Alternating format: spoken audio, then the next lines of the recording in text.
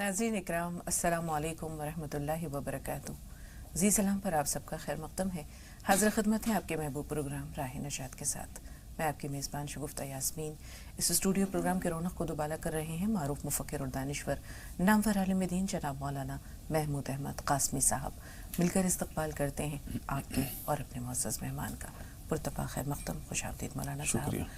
और नाज़रीन पूरी टीम की जानिब से भी आप सबका इस्तक़बाल है। आज 10 मुहर्रमुल हराम 1441 हिजरी है और इस मुनासबत से हमने अपने जो गुफ्तगू है उसका मौज़ू मुंतखब किया है कि सानह करबला और उसका पैगाम। नाज़रीन गुज़िश्ता कुछ दिनों से आप माह मुहर्रमुल हराम के ताल्लुक़ से गुफ्तगू सुन रहे हैं। इसी तरह हमने अहले बैत के बारे में भी बताया, रसूलुल्लाह से आपकी मोहब्बत के बारे में भी बताया। फिर हम ये देखते हैं कि सानह करबला जो इस्लामी तारीख़ का एक अहम तरीन वाक़या है, बल्कि अपनी संगीनी अपनी अलमनाकी के एतबार से इसकी मिसाल तारीख़ आलम में शायद ही मिले।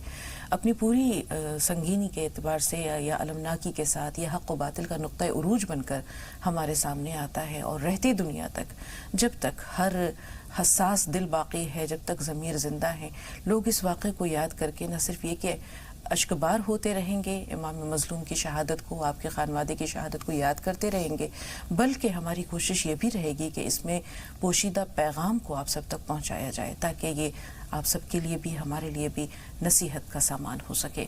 तो गुज़श्ता एपिसोड में यानी कल आपने हज़रत मुस्लिम बिन अक़ील की शहादत तक के वाक़यात मौलाना साहब से सुने थे। आज इस वाक़े को हम आगे ले चलते हैं कि जब हज़रत इमाम आली मक़ाम को हज़रत मुस्लिम बिन अक़ील की शहादत की ख़बर मिलती है तो आप वापस लौट आना चाहते हैं, लेकिन मुस्लिम बिन अक़ील रज़ी अल्लाह तआला अन्हु के साहिबज़ादे क़िसास के लिए मुतालबा करते हैं और हज़रत इमाम आली मक़ाम उनके मुतालबे को रद्द नहीं कर सकते। इसी दौरान ख़बर ये मिलती है कि इब्न ज़ियाद ने उमर बिन साद को 4000 का दस्ता देकर रवाना किया है कि जाकर इमाम हुसैन रज़ी अल्लाह तआला अन्हु का पता लगाएं और उनको घेरने की कोशिश करें। हुर बिन यज़ीद तमीमी भी 1000 के दस्ते के साथ आपकी तलाश में निकला है। मकाम शराफ पर जब हज़रत इमाम आली मकाम पहुँचते हैं तो वहाँ पर हुर उन्हें घेर लेता है। आप कहते हैं कि मुझे वापस जाने की इजाज़त दो, मैं मक्का चले जाना चाहता हूँ, लेकिन वो कहता है कि इब्न ज़ियाद ने हमें ये हुक्म दिया है कि आपको रोक कर रखें। यहाँ आप बढ़ना चाहते हैं कादसिया की तरफ तो वहाँ आपको मिलता है इब्न साद। आप थोड़ा सा हटकर मकाम करबला में रुकते हैं और वहाँ पर आप ख़ैमाज़न हो जाते हैं। 2 हिजरी को इमाम आली मकाम करबला में पहुँचते हैं। उमर बिन साद भी जो है वो अपनी फ़ौज के साथ वहाँ का रुख करता है। आमने सामने ख़ैमाज़न होते हैं और इस दौरान इमाम आली मकाम 3 बातें अमर बिन साद के सामने रखते हैं, 3 शर्तें रखते हैं या अपने 3 मुतालबात हम कह सकते हैं। तो ये मुतालबात क्या थे, इसके बारे में मौलाना साहब से जानते हैं। अस्सलामु अलैकुम व रहमतुल्लाहि व बरकातुहू। हामिदन व मुसल्लियन अम्मा बाद। नाज़रीन किराम, मुस्लिम बिन अक़ील रज़ियल्लाहु तआला अन्हु की मज़लूमाना शहादत के बाद ये वाज़ेह हो गया था कि इक़्तिदार पसंदों की चाहत क्या है और वो क्या चाह रहे हैं। जब इमाम मज़लूम इमाम हुसैन रज़ियल्लाहु तआला अन्हु करबला में ख़ैमाज़न हो गए और सामने ही अमर इब्न साद भी ख़ैमाज़न हुआ, तो वहाँ अलैक सलैक के बाद में अमर इब्न साद ने कहा था कि जहाँ तक अफजलियत की बात है और महबूबियत की बात है, तुम अफजल भी हो और महबूब भी हो, लेकिन मुल्कियत और हुकूमत और बादशाहत ये यजीद के ख़ानदान में है और अल्लाह जिसको चाहता है ये मुल्कियत और बादशाहत देता है। इस तरह की वो गुफ्तगू करता है। तो इमाम हुसैन रज़ियल्लाहु तआला अन्हु ने कहा कि देखो, मैं यहाँ ख़ुद नहीं आया हूँ। दिल मुस्तर को देखे बज़्म रौनक, दिल मुस्तर को देखे बज़्म रौनक कि मैं ख़ुद आया नहीं, लाया गया हूँ। और ये अर्ज़ किया कि मेरे सामने ये 12,000 खतूत हैं जो कूफियों ने भेजे हैं, जो आप लोगों ने भेजे हैं, और सामने उसको ढेर कर दिया गया कि मैं यहाँ खुद आया नहीं हूँ, बुलाया गया हूँ। अगर तुम्हें मंजूर नहीं है मेरा यहाँ पर आना तो 2 रास्ते हैं तुम्हारे पास में, और 3 रास्ते हैं तुम्हारे पास में, उन तीनों रास्तों में से किसी एक पर अमल कर लो।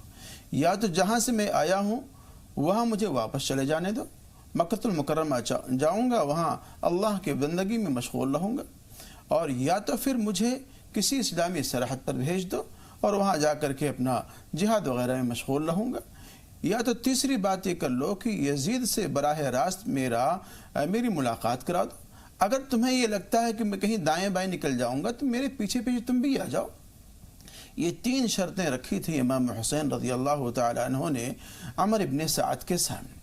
عمر ابن سعد کا بھی ایک بڑا رول رہا ہے اس واقعے کربلا کے اندر، سانحہ کربلا کے اندر. جب یہ تینوں شرطیں وہ سنتا ہے تو وہ تھوڑا سا خوش بھی ہوتا ہے کہ چلو ایک واقعہ جو ہونے والا تھا شاید اس واقعے سے بچنے کا مجھے موقع مل جائے، اور وہ جنگ و جدال سے راہ فرار اختیار کرنا چاہتا تھا. تو اس نے خط لکھا ہے ابن زیاد کے پاس میں، اور وہ خط ابن زیاد کے پاس میں گیا ہے، اس میں تینوں شرطیں لکھی ہیں. اس وقت ابن زیاد کے پاس میں شمر ذوالجوشن بھی موجود تھا. اس نے کہا کہ دیکھو کسی بھی طریقے سے امام حسین تمہارے ہاتھ سے نکلنے نہ پائے. اگر امام حسین یزید تک پہنچ جائیں گے تو کہیں ایسا نہ ہو کہ ان کی محبوبیت کو، مقبولیت کو یزید اپنی قربت کا ذریعہ بنا لے اور دونوں آپس میں باہم مل جائیں، اور تمہارا جو تعلق ہے یزید کے ساتھ میں وہ تعلق کہیں ماد نہ پڑ جائے. اس لیے عمر ابن سعد کو فوراً حکم دو کہ اس میں کوئی تعامل نہ کرے، کوئی دریغ نہ کرے، اور لڑائی کو، جنگ کو فوراً چھیڑ دے، اور ہمیں جو چیز مطلوب ہے وہ امام مظلوم امام حسین رضی اللہ تعالیٰ عنہ کا سر مطلوب ہے. بالکل ہمارا صاحب. اور ہم یہ دیکھتے ہیں کہ وہ ایک شخص کو، جویرہ نام کے شخص کو جو ہے وہ اپنا مکتوب دے کر بھیجتا ہے ابن زیاد، اور یہ کہتا ہے کہ اگر عمرو بن سعد تمہاری بات نہیں مانتے تو فوری طور پر انہیں گرفتار کر لو، کسی دوسرے کو امیر مقرر کر لو. عمرو بن سعد کے پاس جب یہ خط پہنچتا ہے تو وہ گھوڑے پر سوار ہو کر امام علی مقام کے پاس پہنچتا ہے اور کہتا ہے کہ مجھے جنگ کا یا آپ کو گرفتار کرنے کا حکم آیا ہے. تو حضرت امام حسین رضی اللہ تعالیٰ عنہ یہ کہتے ہیں کہ مجھے 1 دن کی مہلت دو، 9 تاریخ ہے، میں اپنے رب کی عبادت کرنا چاہتا ہوں. اب یہ جو 1 دن کی یا 1 رات کی مہلت ہے مولانا صاحب، یہ رات جو تھی یہ قیامت کی رات تھی. اس اعتبار سے بھی تھی کہ آپ کو یہ اندازہ تھا کہ آنے والے دنوں میں کیا ہونے جا رہا ہے. ادھر شمر کو جو ہے وہ ابن زیاد نے یہ کہہ دیا کہ ایسا لگتا ہے کہ عمرو بن سعد جو ہے وہ مصالحت کا اس کے دل میں ارادہ ہے، یا مجھے اس کی منافقت سے ڈر لگتا ہے، تم فوری طور پر میدان کربلا پہنچو. ادھر سے شمر بھی روانہ ہوتا ہے، جبیرہ پہنچتا ہے جمعرات کی شب، اور شمر پہنچتا ہے جمعرات کی صبح پہنچتا ہے، اور یہ جو ہے وہ شام ڈھلے پہنچتا ہے. تو حضرت امام علی مقام نے 9 جو محرم کی 1 دن کی مہلت مانگی. رات کو کہتے ہیں کہ انہوں نے اپنے تمام گھر والوں کو بلایا اور کہا کہ ان لوگوں کو جو دشمنی ہے وہ مجھ سے ہے، تم لوگوں سے کوئی دشمنی نہیں. تم چاہو تو رات کی تاریکی میں روشنیاں گل کر دیں، اندھیرا کر دیا، اور کہا جو جانا چاہتا ہے میں اس کو بخوشی اجازت دیتا ہوں کہ وہ میرا ساتھ چھوڑ کر چلا جائے، لیکن آپ کے گھر والے آپ کا ساتھ چھوڑنے کے لیے تیار نہیں ہوتے. اسی دوران ترماح بن عدی یعنی عدی بن حاتم کے صاحبزادے وہ اس جگہ پر کہیں موجود تھے. انہیں جب خبر ملتی ہے وہ آتے ہیں امام علی مقام کے پاس اور کہتے ہیں کہ میں آپ کو ایسے خفیہ راستے سے لے چلوں گا کہ کسی کو پتہ بھی نہیں چلے گا. میرے ساتھ 5000 کا دستہ ہے، اور وہ آپ کو جو ہے وہ کمک بھی پہنچائیں گے اور آپ ان کے ساتھ مقابلہ کر سکیں گے یزیدی لشکر کا. لیکن امام علی مقام وہی بات کہتے ہیں کہ جب ان لوگوں نے میرا ساتھ چھوڑنا، میرے اہل و عیال نے میرا ساتھ چھوڑنا گوارا نہیں کیا تو میں انہیں چھوڑ کر کیسے جا سکتا ہوں. غرض وہ تمام رات جو ہے وہ عبادت میں گزری، شب بیداری میں گزری. 10 کی صبح ہوتی ہے، اور 10 کی صبح وہ سورج بھی بہت عجیب تھا مولانا صاحب، وہ صبح بھی بہت عجیب تھی، اور آنے والے دن کے جو واقعات تھے وہ بھی ایسے تھے کہ نہ چشم فلک نے کبھی دیکھے ہوں گے، نہ زمین نے کبھی دیکھے ہوں گے. ہم دیکھتے ہیں کہ اس کی ایک نظیر تب ملتی ہے جب حضرت اسماعیل ذبیح اللہ کو حضرت ابراہیم قربان گاہ میں اللہ کے حضور قربان کرتے ہیں. تو اس وقت بھی فلک پر فرشتوں کا ماتم تھا عالم بالا میں کہ یہ کیا ہونے جا رہا ہے. نہ ایسا کبھی منظر کسی نے دیکھا اور نہ کبھی دیکھے گا. اس کی ایک جھلک ہمیں پھر میدان کربلا میں نظر آتی ہے. تو 10 محرم الحرام کیا قیامت خیزی لے کر آتا ہے مولانا صاحب؟ دراصل 10 محرم الحرام یہ ایک نقطۂ عروج تھا، اور اس خواب کی ایک تعبیر تھی جس خواب کو سیدنا ابراہیم علیہ السلام نے دیکھا تھا، اور گویا کہ آج وہ خواب شرمندہ تعبیر ہونے والا تھا. دونوں طرف سے فوجیں تیار ہو گئیں، اور امام علی مقام امام حسین رضی اللہ تعالی عنہ نے جو ایک مختصر سا قافلہ اور مختصر سا دستہ تھا، لیکن دنیا کا ایک پاک باز قافلہ تھا اور نفوس قدسیہ پر مشتمل ایک قافلہ تھا. اس قافلے کو لے کر کے آپ کھڑے ہوئے ہیں، اور دائیں طرف زہیر بن قین کو بائیں طرف میسرہ کی طرف حبیب کو اور بیچ میں عباس بن علمبردار کو کھڑا کیا ہے، دستہ تیار ہوا ہے۔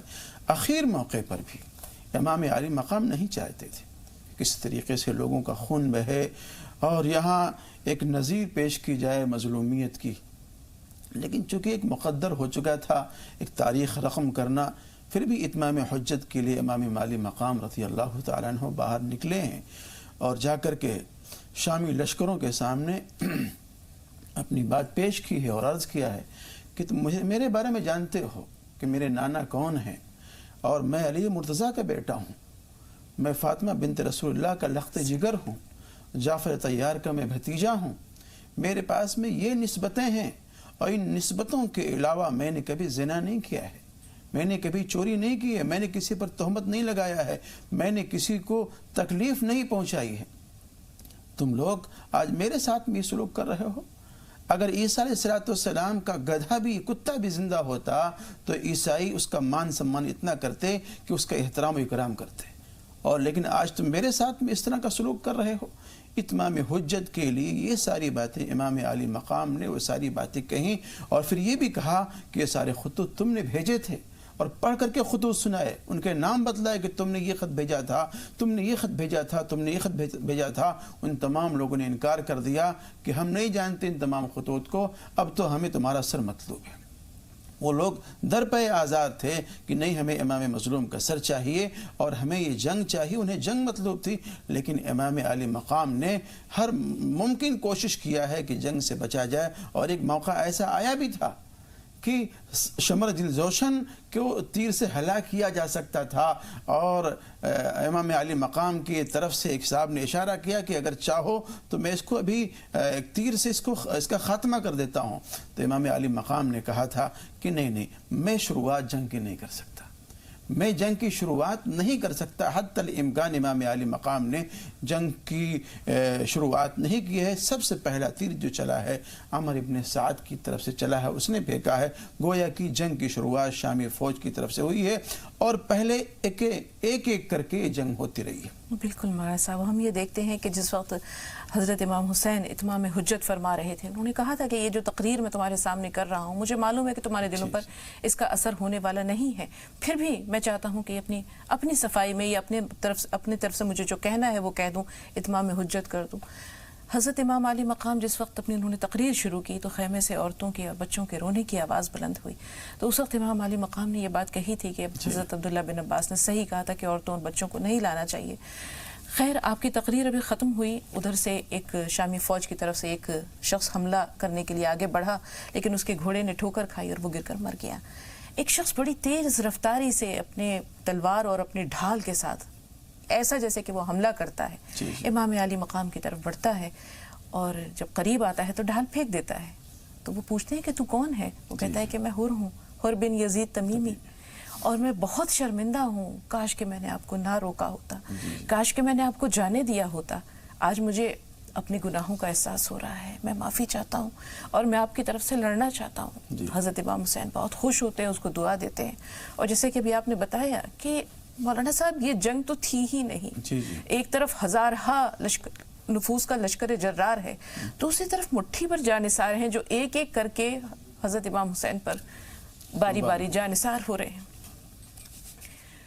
حضرت امام حسین کے ساتھ 72 جانثار تھے، اور جب تک آپ کے ہمراہیوں میں دیگر اصحاب موجود تھے انہوں نے آل ابی طالب کو باہر نکلنے نہیں دیا۔ ایک ایک کر کے زہیر ہیں، باقی لوگ ہیں، وہ لوگ جو ہے وہ باری باری مقابلہ کرتے رہے، وہب ہیں، اور اپنی جان جو ہے وہ قربان کرتے رہے۔ لیکن جب اس کے بعد سبقت کرتے ہیں حضرت مسلم بن عقیل کے صاحبزادے، اسی دوران ایک بہت اہم واقعہ یہ ہوتا ہے مولانا صاحب کہ ظہر کی نماز کا وقت آ جاتا ہے۔ امام علی مقام حضرت زہیر کو، زہیر بن قین جن کا آپ نے نام لیا، انہیں بھیجتے ہیں کہ جاؤ جا کر شمر سے کہو کہ ہمیں نماز پڑھنے کی اجازت دے۔ تو شمر کہتا ہے کہ نہیں، جنگ ہوگی، ہم نماز کی اجازت نہیں دیں گے۔ ادھر صف بند چکی ہے، امام علی مقام امامت کر رہے ہیں، حکم ہوتا ہے آدھے لوگ جو ہیں وہ محافظت کریں گے، مقابلہ کریں گے، اور آدھے لوگ نماز ادا کریں گے۔ تو یہ وہ نماز تھی جو سرزمین کربلا پر پہلی اور آخری پر ادا کی گئی۔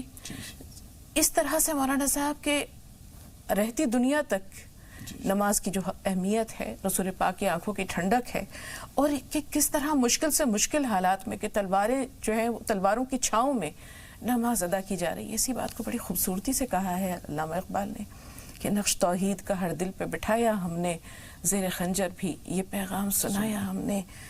آ گیا عین لڑائی میں اگر وقت نماز، قبلہ روح ہو کے زمیں بوس ہوئی قوم حجاز. تو حضرت امام حسین کے آدھے ہمراہی جو ہے وہ نماز ادا کر رہے ہیں اور آدھے محافظت کر رہے ہیں.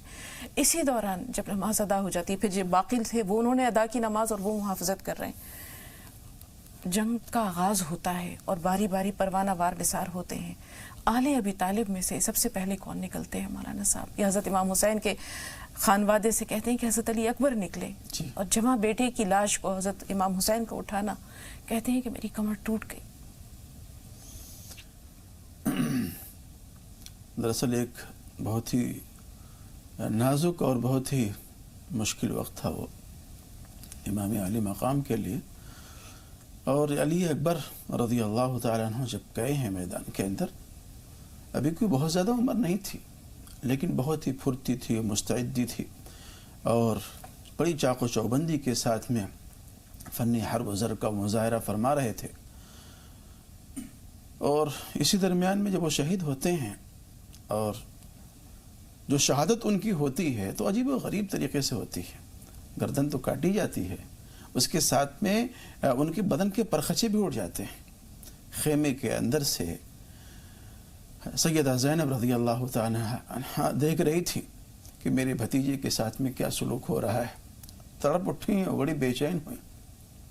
شاعر نے بڑی عجیب و غریب بات کہی ہے کہ جو جواں بیٹے کی میت پہ نہ رویا وہ حسین، جو جواں بیٹے کی میت پہ نہ رویا وہ حسین، جس نے سب کچھ کھو کے پھر بھی کچھ نہ کھویا وہ حسین، جو دہکتی آگ کے شعلوں پہ سویا وہ حسین، جس نے اپنے خون سے دنیا کو دھویا وہ حسین.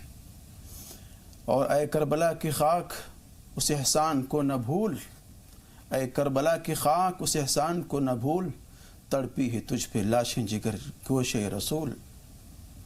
اس طرح سے علی اکبر رضی اللہ تعالیٰ عنہ جامع شہادت نوش فرماتے ہیں. مسلم بن عقیل کے صاحبزادگان وہ بھی اس کے بعد تشریف لاتے ہیں، وہ بھی جامع شہادت نوش فرما لیتے ہیں.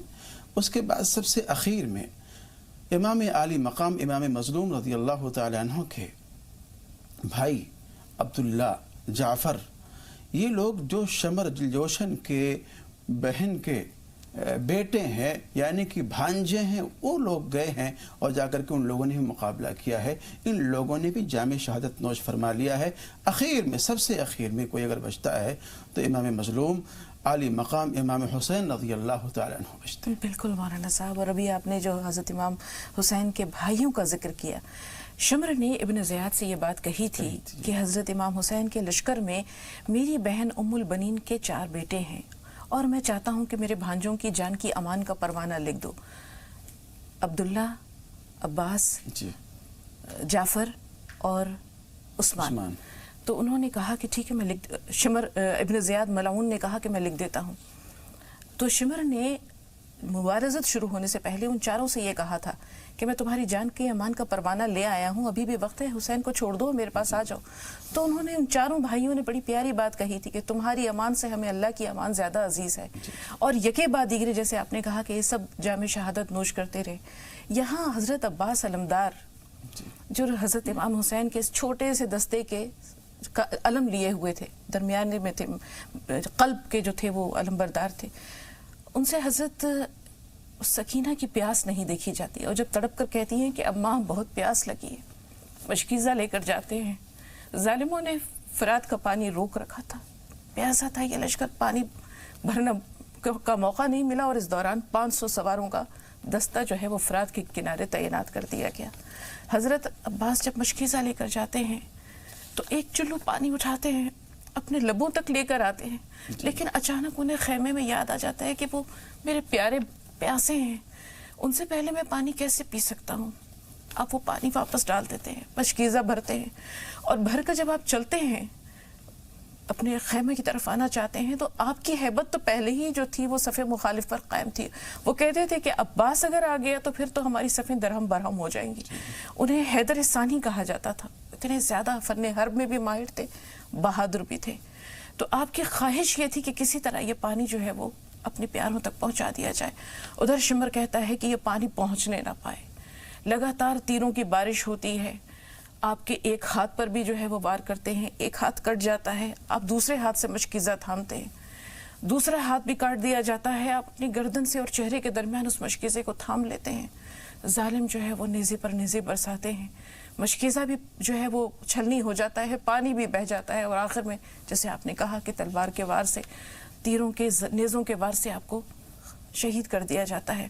تو جس وقت آپ جاں بلب تھے، جس وقت آپ کی جان کنی کا عالم تھا، حضرت امام حسین آپ کے قریب آتے ہیں، آپ کو اپنی گود میں لیتے ہیں.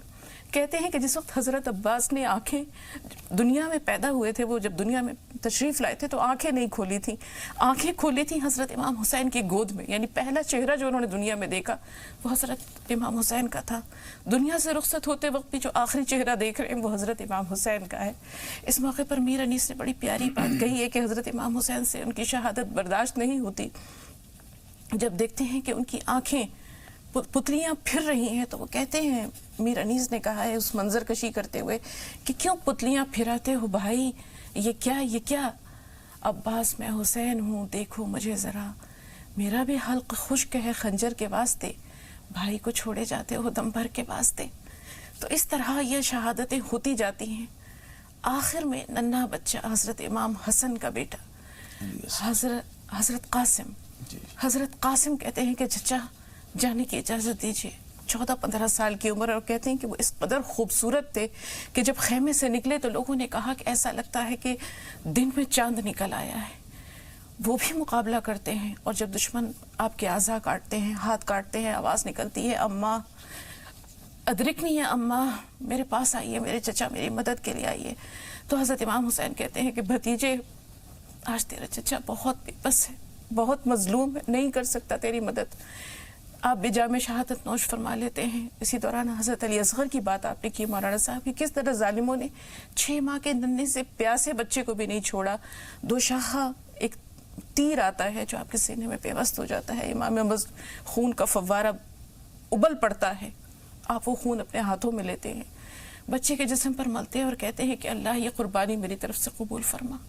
یہ قربانیوں کی مثال دیکھیں مولانا صاحب، وہی بات ہے جو حضرت ابراہیم نے کہی تھی حضرت اسماعیل کے لیے، اور وہی باری باری ہر قربانی پر ہر لاشا اٹھاتے ہوئے حضرت امام حسین یہ کہہ رہے ہیں کہ اللہ تو مجھ سے راضی تو ہے نا. آخر میں حضرت امام حسین جب اکیلے بچ جاتے ہیں تو آپ اپنے گھوڑے پر بیٹھتے ہیں، ذوالجناح پر بیٹھتے ہیں اور میدان کا رخ کرتے ہیں. کیا ہوتا ہے مولانا صاحب؟ دراصل امام عالی مقام رضی اللہ تعالی عنہ نے ثابت کر دیا اپنے عمل سے کہ جو لوگ چل کے آ سکتے تھے وہ تو چل کے آئے. علی اصغر چل کے نہیں آ سکتے تھے، میں ان کو اپنی گود میں لے کر کے آیا ہوں. اس طرح سے اپنے اس بھی صاحبزادے کی قربانی کو پیش کیا ہے اللہ کی بارگاہ میں. امام علی مقام جب نکلے ہیں تو عمر بن سعد اور شمر دلجوشن دور سے کھڑے اس معاملے کو دیکھ رہے تھے، اور جس طرح سے امام علی مقام پورے میدان میں دوڑ کر کے حملہ کر رہے تھے وہ دیکھتے بن رہا تھا، اور پوری صفیں درہم برہم ہو رہی تھی. لیکن ایک اکیلا شخص ایک جنب غفیر کا کس قدر مقابلہ کر سکتا ہے؟ تاریخ نے لکھا ہے، کوٹ کیا ہے، تقریباً 43 زخم تیروں کے تھے اور 45 زخم تلواروں کے تھے، جس کو امام علی مقام برداشت کرتے ہوئے لڑ رہے تھے. لیکن کسی بھی شخص کو اتنی ہمت نہیں ہو رہی تھی کہ آگے بڑھ کر کے امام علی مقام پر حملہ کر دے اور ان کی گردن کو کاٹ سکے یا ان کو شہید کر سکے. سبھی لوگ بچنا بھی چاہتے تھے اور دور بھی رہنا چاہتے تھے، گھبرا بھی رہے تھے. لیکن شمر دلجوشن، اللہ کے اس پر ہزاروں لعنتیں ہیں، اس نے اپنی فوج کے شامیوں کو للکارا اور تقریباً 6 آدمیوں کو لے کر کے اچانک اس نے امام علی مقام پر جو کاری ضرب کیا ہے، تو پہلے بایاں ہاتھ کٹا ہے، اس کے بعد پھر دایاں ہاتھ کٹا ہے. ایک سنان بن کندی نالائق شخص، اس نے پیچھے سے ایک وار کیا تھا نیزے کا، اور ایسا کاری وار تھا کہ جو پیچھے سے لے کر کے پیٹ تک پورا باہر نکل گیا تھا. اس خنجر کے اور اس نیزے کے زخم کو تاب نہ لا کر کے امام علی مقام زمین پہ گر پڑے تھے، اور اسی نالائق شخص نے آگے بڑھ کر کے امام علی مقام کے سر کو قلم کیا تھا. اللہ رب العزت کہ ان لوگوں پر ہزاروں لعنتیں ہوں۔ اس طرح سے ایک سنہرا باب تاریخ اسلام کا اور آل نبوت کا اور آل رسول کا ایک سنہرا باب جو چمکتا دمکتا ہوا تھا، اس کو تاریخ عالم نے کوڈ کیا ہے کہ کس طریقے سے مظلومیت کے ساتھ میں داستان کرب و بلا کو پیش کرتے ہوئے کربلا کے میدان میں نہتھے اپنے آپ کو شہید کرواتے ہیں، اور یہ پیغام دے کے جاتے ہیں کہ کٹا کر گردنیں بتلا گئے ہیں کربلا والے، کبھی بندے کے آگے سر نہیں جھکا سکتے خدا والے۔ یہ پیغام امام حسین اور ان کے ہمنوا اور آل اطہار دے چکے ہیں اور یزیدیوں کو بتلا چکے ہیں۔ بالکل مولانا صاحب، 2 کالرز کافی دیر سے فون لائن پر ہیں، لیکن پیغام کربلا اگرچہ اس شعر نے ساری باتیں کہہ دی ہیں، لیکن موقع ملا تو انشاءاللہ ضرور جانیں گے کہ پیغام کربلا کیا ہے اور اس کی افادیت، اس کی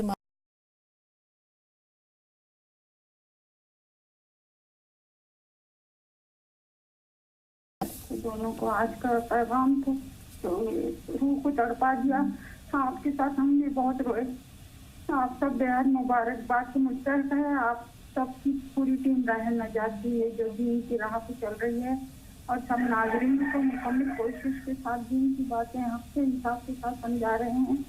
اللہ آپ سب کی دین میں اسلام کی خدمت کو خوب قبول فرمائے۔ نہ جانے آپ سب مولانا لوگ پوری ٹیم جو پردے پر ہے، جو پردے کے پیچھے ہے، کن کن مصروفیات کو چھوڑ کے دین کا اسلام کا چراغ روشن کرنے چلے آتے ہیں۔ یہ خدمت آپ سب کے لیے باقیات صالحات ہے۔ اللہ آپ سب کو، آپ سب کے والدین کو اس کا اجر عظیم عطا فرمائے۔ یہی دعائیں آپ کی نسل در نسل کو چلے ملے۔ اللہ آپ سب کو تعمر و باز صحت رکھے، سب کو، مولانا صاحب کو، آپ سب کے گھر کے بڑے اور چھوٹے سے چھوٹے کو لیے یہ دعائیں ہیں۔ اللہ شگفتہ آپ کو، اطہر بھائی کو اجر عظیم عطا کرے، کیونکہ شگفتہ آپ کا انداز بیان اتنا اچھا ہے کہ آپ ہر ناظرین کے بند ہونٹوں کی صدا دل کی گہرائیوں سے سن لیتی ہے، سمجھ لیتی ہے۔ اس لیے بہت بہت جزاک اللہ خیرن کثیر۔ تاریخ مولانا تو اتنے اچھے ہیں کہ ایسا لگتا ہے کہ ہمارے بہت قریب کے بزرگ ہیں جو اتنے اپنے پن سے جواب دیتے ہیں، اور محمود قاسم صاحب کا انداز بیان بہت اچھا ہے، اور مجاز صاحب کا ماشاءاللہ آپ سب کو بہت اچھا رکھے، نظر بد سے بچائے۔ یہ راہ نجات کی شمع ہمیشہ روشن رہے۔ اللہ تمام ناظرین کو، آپ سب کو، ہم سب کو دین و دنیا کی آخرت کی رسوائی سے بچائے۔ شگفتہ آپ بھی کسی دانشور اور مقبر اسلام سے کم نہیں۔ آپ کی چھاؤں ہر بیٹی اور بہو پہ پڑے۔ آپ میری بیٹی کے ہم نام ہیں جو ابھی دنیا میں نہیں ہے، اس لیے آپ سے بہت دلی لگاؤ ہے، بہت محبت ہے۔ کسی دن اگر آپ کی ملاقات تھی تو ایسا لگتا ہے بہت ادھورا دن گزر گیا۔ میں آپ کی بیٹی ہی ہوں، آپ کی بیٹی ہی ہوں، آپ کی چھوٹی بہن ہوں، آپ مجھے اپنا عزیز سمجھیں۔ بہت شکریہ ان تمام دعاؤں کے لیے، ان پیارے نیک جذبات کے لیے۔ اللہ تعالیٰ آپ کے ان تمام چیزوں کو جو زندگی میں اب آپ کے پاس نہیں ہیں، ان کا نعم البدل عطا کرے، اجر عظیم عطا کرے، آخرت میں آپ کے لیے وہ توشہ آخرت ثابت ہو۔ بہت ساری اللہ تعالیٰ سکھ، چین اور خوشیاں، مسرتیں آپ کے خانوادے، آپ کے کنبے پر نازل فرمائے۔ بہت شکریہ بہن ان تمام پیارے جذبات کے لیے۔ مولانا صاحبان بھی یقینی طور پر اپنی دعاؤں میں جس طرح فردن آپ نے ان کے نام لے کر اپنے جذبات بیان کیے ہیں، یقینی طور پر وہ جب دعاؤں کے لیے ہاتھ اٹھائیں گے تو تسنیم فاطمہ صاحبہ آپ کو آپ کے نام سے یاد کر کے دعا دیں گے انشاءاللہ۔ بہت شکریہ بہن۔ حبیب اللہ صاحب سے بات کر رہے ہیں، سری نگر سے فون لائن پر موجود ہیں۔ جی حبیب اللہ بھائی فرمائیے، سوال کیا ہے؟ سوال ہے اس کا، ہم آپ کس طرح اس کا یاد کریں گے؟ جیسے یہ کوئی مسلک جیسے شیعہ طبقہ ہے، جیسے وہ سینہ خوبی کر رہے ہیں یا کچھ یاد مناتے ہیں، ہمیں کس طرح یہ یاد کرنا چاہیے؟ ہمیں کون سی عبادت کرنی چاہیے اور اس کی ہم کیسے عمل پیرا ہوں؟ بالکل، پیغام کربلا ہی ایک طرح سے ان کے سوال کا مطلوب و مقصود ہو جاتا ہے مولانا صاحب، کہ وہ کون سا میسج تھا جو اس سانحے سے عوام تک پہنچا، اور اگر اس کی یاد منائیں تو کس طرح اسے یاد کیا جائے، عمل پیرا کیسے ہو؟ تاریخ اسلام کا یہ جو موڑ ہے امام مظلوم کی شہادت کا، ایک ایسا موڑ ہے اور ایسا نازک ترین لمحہ تھا جس لمحے میں امام حسین رضی اللہ تعالی عنہ نے رب کائنات کے سامنے سر بسجود ہونا چاہا ہے۔ ایک ایسا لمحہ ہے، ایسا وقت ہے کہ اگر آپ غور کریں گے کہ اگر نماز کہیں معاف ہو سکتی تھی تو یہ وہ جگہ تھی جہاں نماز معاف ہو سکتی تھی، لیکن اس میدان کارزار میں جہاں ہزاروں کا لشکر ہے، یہاں نہت تھے غریب پردیسی مسلمان ہیں، اس موقع پر بھی اپنے رب کی مسجودیت کو، اس کی معبودیت کو امام کائنات نے فراموش نہیں کیا، بلکہ اس بات کو ظاہر کیا اور اپنے عمل سے اس کو ثابت کیا کہ وہ ایک سجدہ جسے تو گراں سمجھتا ہے، وہ ایک سجدہ جسے تو گراں سمجھتا ہے، ہزار سجدوں سے دیتا ہے آدمی کو نجات۔ تو نماز کا پیغام ایک اہم ترین پیغام ہے امام حسین رضی اللہ تعالیٰ عنہ کا، کہ انہوں نے تلواروں کے گھنگرج میں اس مظلومیت کے سائے کے اندر بھی نماز کو قائم کر کے بتلا دیا کہ نماز ایسی محتم بشان عبادت ہے جس کو کبھی چھوڑا نہیں جا سکتا۔ میرے نانا کی آنکھوں کی ٹھنڈک ہے۔ بالکل مولانا صاحب، آج زیادہ سے زیادہ نوافل کا اہتمام کریں، صدقہ و خیرات، غرباء و مساکین کو اگر ہو سکے تو کھانا کھلائیں، اور جیسے مولانا صاحب نے کہا تو نماز کی پابندی ضرور کرتے رہیں۔ عافیہ جے پور سے، جی بہن سوال بتائیے۔ ہمیں سن پا رہی ہیں عافیہ؟ ہاں جی ہاں بولا، مجھے ہمارے قرضہ بہت نبٹتے نہیں ہیں، دیتے نہیں ہم کسی کا پیسہ بھی دے رہے ہیں برابر، مگر لوگ بھی یہ بے عزتی کرنے کے لیے تیار رہتا ہے اور دے رہے ہیں برابر پیسہ پھر بھی۔ قرض کی ادائیگی کے لیے کوئی دعا مولانا صاحب؟ یاسمین سے بھی بات کر لیتے ہیں، مہاراشٹر سے ہمارے ساتھ ہیں۔ جی بتائیے یاسمین، سوال کیا ہے؟ میرا سوال، السلام علیکم مولانا صاحب کو میرا جی وعلیکم السلام۔ میرا سوال یہ ہے کہ محرم میں جو سواری وغیرہ دیکھتے ہیں، اس پہ سہرا وغیرہ وہ چڑھاتے، بھاجی کھچڑی بناتے، چونگے وغیرہ، تو وہ بنانا جائز ہے یا نہیں ہے؟ اور دوسرا سوال میرا یہ ہے کہ میں نے اپنے غصے میں آ کر اپنے بیٹے سے تھوڑی سی خفا ہو گئی تھی، اس لیے میں نے اللہ کی قسم کھا کر یہ بولی تھی کہ میں اس سے بات نہیں کروں گی۔ تو ایک ماں بہت دیر تک اپنے بیٹے سے خفا نہیں رہ سکتی، یہ کی تھی کہ میں تیرے سے بات نہیں کروں گی اور میرے مرنے پہ بھی تجھے نہیں بلاؤں گی۔ تو ایک ماں ہوں اس لیے رہ تو نہیں سکتی، جی تو مجھے کیا کیا جائے؟ جی مولانا صاحب۔ ظاہر سی بات غصے میں ہو جاتا ہے اس طرح سے، لیکن ماں ہے اس سے تو برداشت ہو ہی نہیں سکتا ہے، تو ایسے موقع پر جو قسم ہے اس کا کفارہ ادا کر دیں، 10 مسکینوں کو کھانا کھلا دیں اور اپنے بچے سے، بیٹے سے بات کریں۔ جی، قرض کی ادائیگی کے لیے کوئی دعا وغیرہ؟ اللہم انی اعوذ بک من المأثم والمغرم، اس کو پڑھیں صبح شام 3 بار، اور ایک اور وظیفہ ہے اس کو بھی یاد کر لیں، اللہم اکفنی بحلالک عن حرامک واغننی بفضلک عمن سواک۔ یہ دونوں عمل کریں انشاءاللہ العزیز۔ اگر قرض وہ کوہ احد کے برابر بھی ہوگا تو اللہ اس کو پورا فرما دیں گے۔ مولانا صاحب ایک بار دہرا دیجئے تاکہ وہ لوگ جنہوں نے نوٹ نہ کی ہو یا نوٹ نہ کر سکے ہوں، ریکارڈ نہ کر سکے ہوں، وہ فائدہ اٹھائیں۔ اللہم اکفنی بحلالک عن حرامک واغننی بفضلک عمن سواک۔ اس کو صبح شام 3 بار پڑھیں تو اللہ رب العزت قرض سے آپ کو سبکدوش فرما دے گا۔ اس کے ساتھ میں ایک وظیفہ اور ملا لیں، اللہم انی اعوذ بک من المأثم والمغرم۔ بشیر النساء صاحبہ فرمائیے، کیا سوال ہے آپ کا؟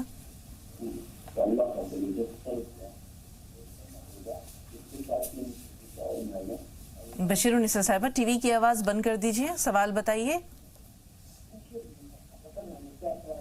السلام علیکم۔ وعلیکم السلام ورحمۃ اللہ السلام وبرکاتہ۔ علیکم۔ وعلیکم السلام بہن، ٹی وی کی آواز بند کر دیجئے۔ جی جی جی، السلام علیکم۔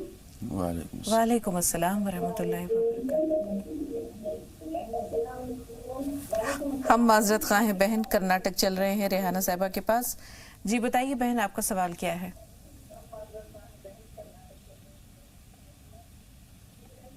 ریحانہ صاحبہ ہمیں سن پا رہی ہیں آپ؟ ہاں جی سن رہی۔ جی فرمائیے، کیا سوال ہے؟ ہاں جی میم سن رہی۔ السلام علیکم۔ وعلیکم السلام۔ مجھے خواب آتے ہیں بہت، اور جو خواب آتے ہیں اس میں ایک میرا بیٹا ہے بیچ والا، وہ بچپن اس کا آتا ہے، جیسے میں اپنی ممی کے گھر ہوں وہاں اس کا بچپن ہے، اور وہ ہم وہاں گئے ہوئے، عجیب عجیب سا آتا ہے کچھ۔ ٹھیک ہے، کچھ اس طرح اچھا ہے تو جی۔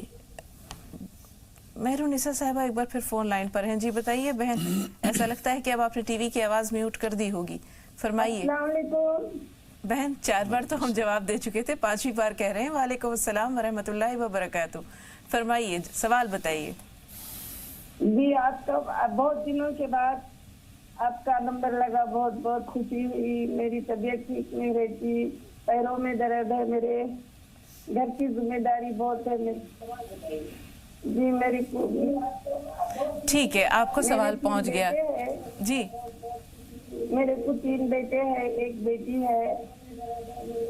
सब अपनी अपनी जगह चले गए, अपनी मायके, मेरे को अकेली। ठीक है बहन, जो आपने कहा वो बहुत कुछ कह गया, कम लफ्ज़ों में ही पूरी बात सामने आ गई। मौलाना साहब, तन्हाई है, उम्र भी जो है वो जैसा इन्होंने बताया कि बच्चे बड़े हैं, शादीशुदा हैं, तो ये ज़ईफ़ी, ये बुज़ुर्गी, ये तन्हाई और ये बीमारी, क्या किया जाए? इसमें इसका इलाज ये है कि अपने बच्चों के लिए दुआएं करें और उनके लिए वजीफ़े करें और अपने लिए ख़ास तौर से तौबा इस्तग़फ़ार कर लें। ला हौल वला कुव्वता इल्ला बिल्लाह की तस्बीह भी पढ़ लिया करें और कोशिश ये करें कि कोई बच्चा उनकी तरफ माइल हो जो उनकी खिदमत कर सके या अपने साथ में रह सके। ये बड़ा अलमिया है समाज का, माशरे का, कि वो माँ बाप जो बड़े अरमानों से अपने बच्चों को पालते हैं और जब उन माँ बाप को थोड़े से सहारे की ज़रूरत होती है तो वो बेचारे बच्चे अपने माँ बाप के उस बुढ़ापे को झेल नहीं पाते हैं, या तो उनको छोड़ के चले जाते हैं या तो उनको साइड में कर देते हैं। इस तरह के मामलात होते हैं। तो अपने बच्चे के लिए ख़ास तौर से या वाजिदो या वाजिदो या वाजिदो 101 बार उसको रोज़ाना पढ़ लिया करें। अल्लाह ताला उनके बच्चे को उनकी तरफ माइल फरमाए और उसके दिल को नरम फरमाए। शहनाज साहिबा गाज़ियाबाद से। जी बताइए बहन, सवाल क्या है?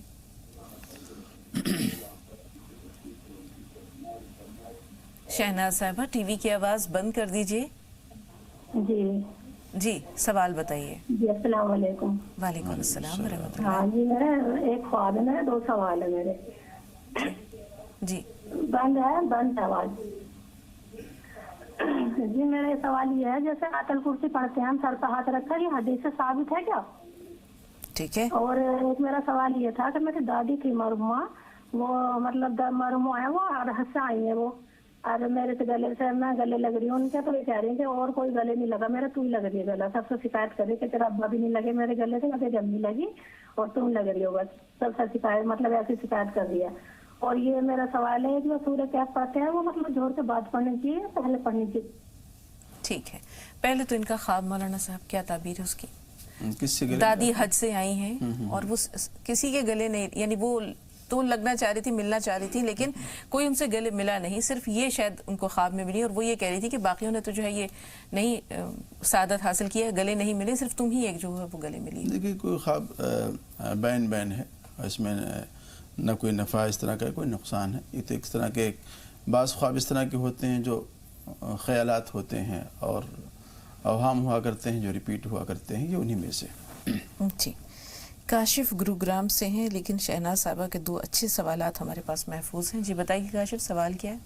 रहमतुल्लाहि व बरकातहू। बाजी, मेरा एक तो सवाल है और मेरे कुछ जज्बात हैं।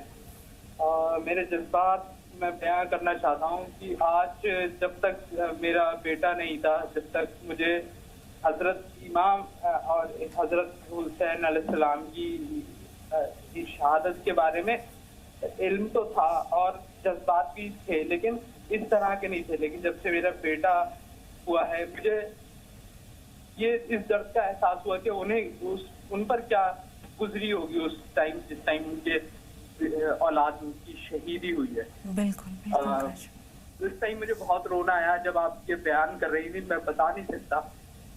और मेरा सवाल ये है कि एक साहबी थे, जब ये करबला का वाकया हो गया है, उसके बाद वो साहबी थे, उन्हें पता चला है कि ऐसा ऐसा हुआ है, तो उन्होंने एक कसम खाई थी कि मेरे तलवार जब तक नहीं रुकेगी, जब तक मेरे घोड़ों के टखनों तक खून की नदियां नहीं बह जाएंगी। तो मुझे उन साहबी के बारे में थोड़ी तफसील से बता दीजिए, और ये क्या कसम थी, कैसे खाई थी, ये भी बता दीजिए। ठीक है जी मौलाना साहब, इस तरह के किसी सहाबी का कोई तस्करा مختار ثقفی کا ذکر تو ملتا ہے کہ اس نے امام مظلوم کے جو جتنے قصوروار تھے ان کو چن چن کر گن گن کر مارا تھا.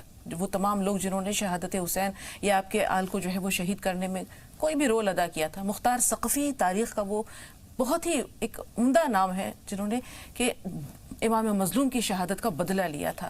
لیکن صحابی کوئی اس طرح کے دراصل کہ صحابی کا اس میں کوئی اس طرح کا رول نہیں ملتا ہے جنہوں نے اس طرح سے کوئی کہا ہو. ہاں ایک واقعہ یاد آتا ہے اس وقت میں جب امام مظلوم رضی اللہ تعالیٰ عنہ کا سر جاتا ہے ابن زیاد کے دربار میں اور ابن زیاد بدبخت اپنی چھڑی سے ان کے ہونٹوں پہ مارتا ہے. تو ایک صحابی رسول بہت ضعیف تھے, بہت کمزور تھے, جو وہاں موجود تھے اس وقت میں, انہوں نے بہت سختی سے ڈانٹا ہے اور کہا ہے کہ کم وقت ان چھڑیوں کو امام مظلوم کے ہونٹوں سے ہٹا لے. میں نے کئی بار نبوت کے رس بھرے ہونٹوں کو امام مظلوم کے ان ہونٹوں سے چپکا ہوا دیکھا ہے, اس کو برداشت نہیں کر پائے. تو ابن زیاد نے ان کو بھی ڈانٹا تھا کہ اگر تم اتنے بڈھے نہیں ہوتے تو میں تمہارے ساتھ میں برا سلوک کرتا. اور یہ باتیں کہہ کر کے امام مظلوم کے سامنے سے وہ صحابی رسول وہاں سے ہٹ گئے. لیکن جہاں تک تاریخ کی بات ہے, مطالعے کی بات ہے, ہمیں کسی ایسی صحابی کی بات نہیں ملتی ہے جنہوں نے یہ قسم کھائی ہو کہ میں اس طرح سے کام انجام دوں. 2 کالرز اور ہیں اور انہوں نے جو جذبات بیان کیے واقعی امام علی مقام کے لیے بہت ہی صبر آزما لمحہ تھا کہ خود اپنی آنکھوں کے سامنے اپنے پورے خاندان کو شہید ہوتے. امام زین العابدین فرماتے ہیں وہ بہت رویا کرتے تھے کثرت سے. آپ کے حضرت امام حسین کے وہ صاحبزادے جو بیمار تھے, حضرت علی بن حسین, اور اس وقت شمر نے ملعون نے شہید کرنا چاہا انہیں بھی. تو یہاں پر کہتے ہیں کچھ لوگ کہ عمرو بن سعد نے روکا, کچھ کہتے ہیں کہ حضرت زینب کی وجہ چلا کر اسے کہا کہ بیمار اور چھوٹے بچے پر جو ہے وہ تلوار اٹھاتے ہو, تو وہ زندہ بچ گئے تھے اور انہی سے نسل آگے بڑھتی ہے. تو وہ بہت رویا کرتے تھے, بہت رویا کرتے تھے. لوگوں نے کہا کہ آپ اتنا کیوں روتے ہیں؟ انہوں نے کہا میں نے پورے خاندان کو اپنے نظروں کے سامنے ختم شہید ہوتے دیکھا ہے. تو امام علی مقام کے لیے جوان بچوں کی, بھتیجوں کی, اپنے دوست احباب کی لاشوں کو اٹھانا یا دیکھنا واقعی بہت روح فرسا.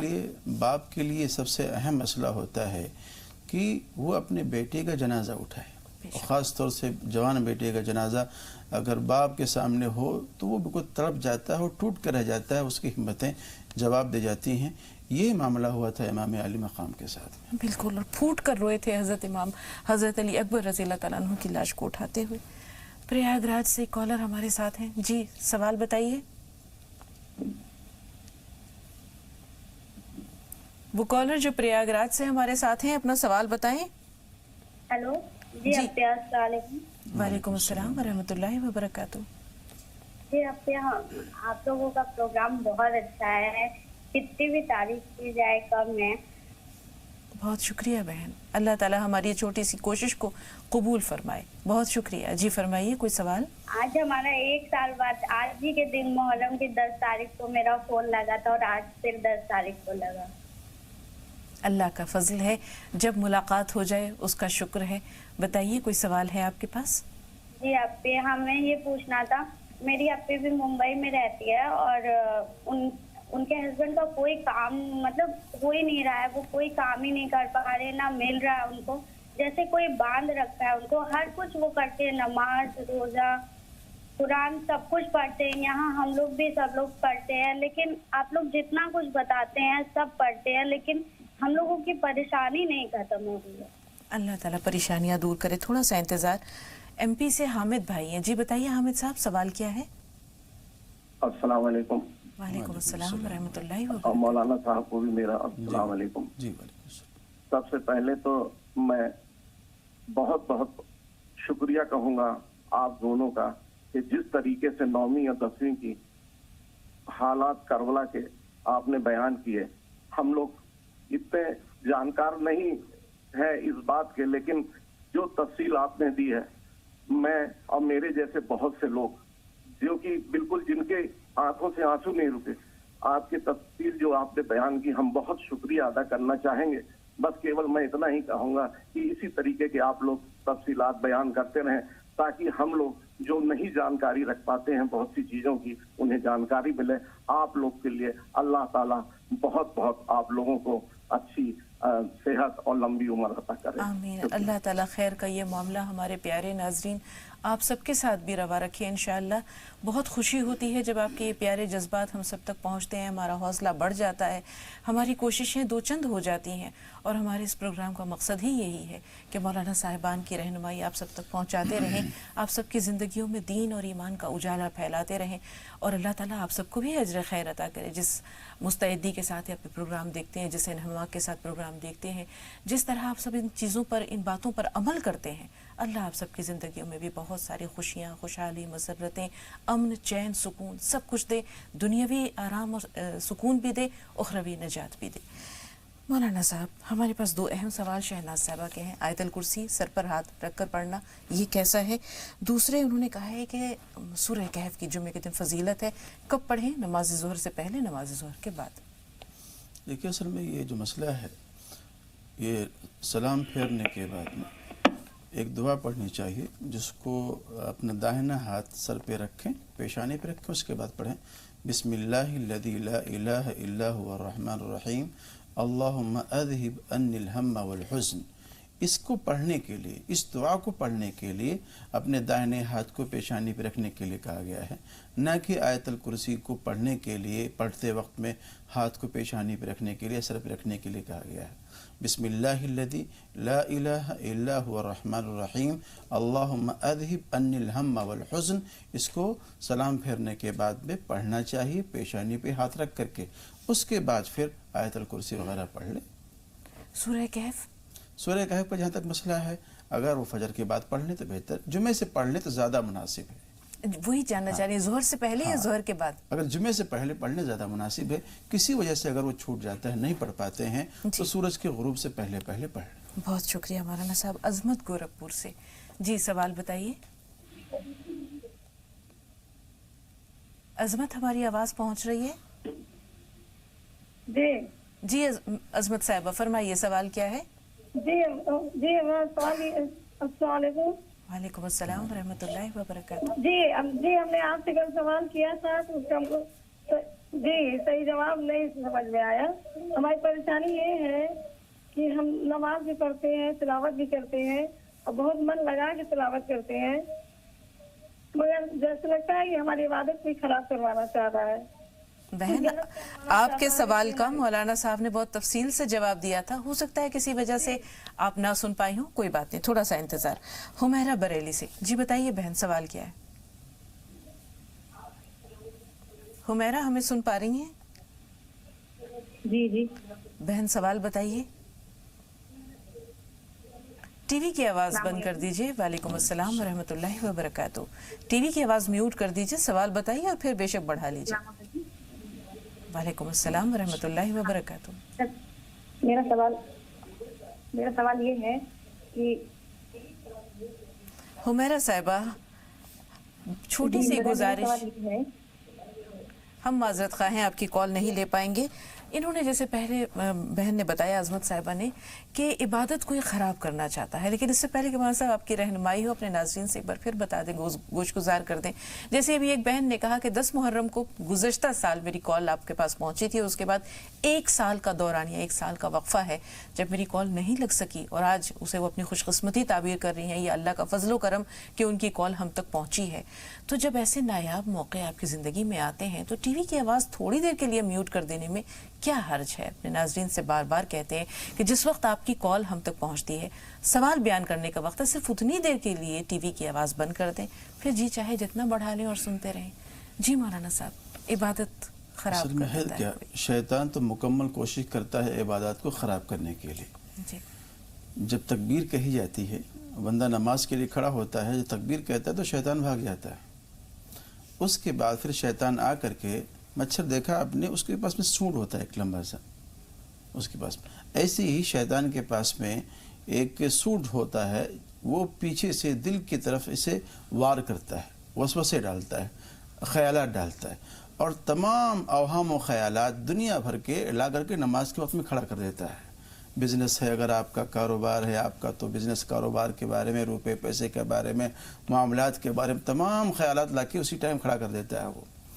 तो कोशिश ये करें کہ ان خیالات کو جھٹکتے اور اپنے دل کو اور دماغ کو ایک سوئی کے ساتھ میں اللہ کی یاد میں لگانے کی کوشش کریں، یا جو کچھ آپ پڑھ رہے ہیں اور جو تلاوت کر رہے ہیں اس میں غور کرنے کی کوشش کریں، تو اس طریقے سے پھر وہ جو وسوسے آ رہے ہیں شیطان کی طرف سے اس سے بچا جا سکتا ہے۔ آخری سوال مولانا صاحب، اور وقت بھی کم ہے، وہ بہن جنہوں نے ذکر کیا ہے کہ کام نہیں ملتا یا روزگار میں رکاوٹیں ہیں، وہ کیا کریں؟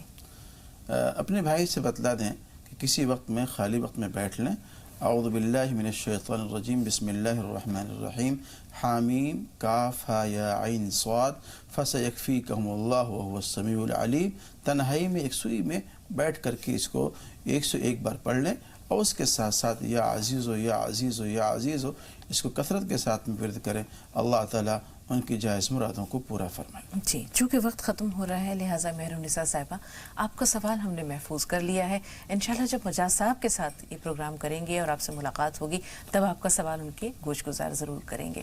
فی الحال مولانا صاحب آپ کا بہت بہت شکریہ، حد درجہ ممنون و مشکور ہیں اسٹوڈیو میں تشریف آوری کے لیے، ناظرین کی رہنمائی کے لیے۔ اللہ آپ کو جزائے خیر دے، صحت و عافیت کے ساتھ درازی عمر عطا کرے۔ تو ناظرین، ہماری آپ کی آج کی ملاقات یہیں تک، اگلی ملاقات تک کے لیے مولانا صاحب کو، اپنی میزبان کو، پروگرام راہ نجات کی پوری ٹیم کو اجازت دیجیے۔ تو السلام علیکم ورحمۃ اللہ وبرکاتہ۔